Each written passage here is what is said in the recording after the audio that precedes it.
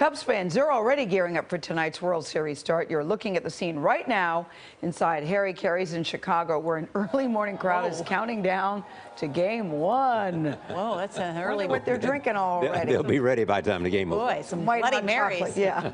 The Cubs' well-known record of futility stretches all the way back more than a century, but it's also been generations since Cleveland celebrated a World Series win. Don Dahler's inside Cleveland's Progressive Field. That's the home of the Indians, where the fans are looking to build on a comeback year. Don, good morning. Good morning. Yes, first pitch is expected to happen right there shortly after 8 o'clock tonight. But the World Series isn't the only hot ticket in town. Right across the street tonight, the Cleveland Cavaliers launched their new season after they received their championship rings for the first NBA title in franchise history. Clevelanders are hoping the Indians have similar good fortune. Shelly's in Cleveland. What's up, Shelly? For sports fans across Northeast Ohio, I have felt good about this season all the way along. this year's World Series is a milestone. This is the greatest week possibly in the history of Cleveland sports. And we're now like a regular sports town where you win a title every once in a while. Longtime Cleveland sports broadcaster Jeff Phelps knows firsthand the misery that has haunted the local fan base for over a half-century. He says the Cavaliers winning an NBA title. It's over! It's over! The Cavaliers are NBA champions! Cleveland's long sports nightmare has ended. And ending a 52-year-old championship drought helped change the attitude of the town. This city is going through a sports renaissance. It's a little different, isn't it? Folks in town are getting used to the idea that this town can win some things. The last time the Indians won the World Series was in 1948.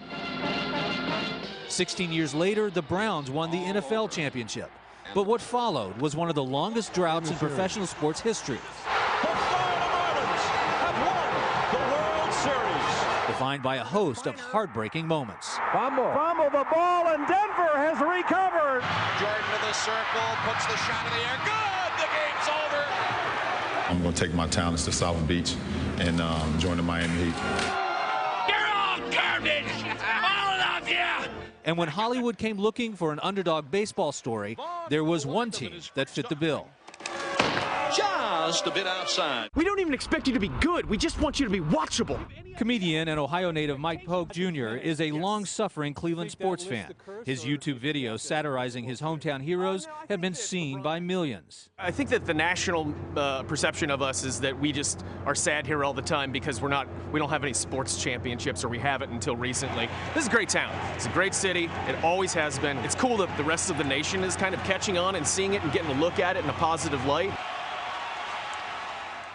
As you might imagine, tickets are hard to come by, with some of these seats reportedly going for as much as $3,900. Nora. Wow. $3,900. And what I hear, Don, that's a steal. People want to go to this game. Heard LeBron James is going to send ice cream trucks to the Cleveland Park for people. You can't help but feel happy for both cities, both of them. It's been such a long time coming. Yeah. And for those of us who live in New York and other places, it's a moment to recognize how great these cities are, like Cleveland. Yeah. Sports does that, brings out the best in everybody. It does, indeed.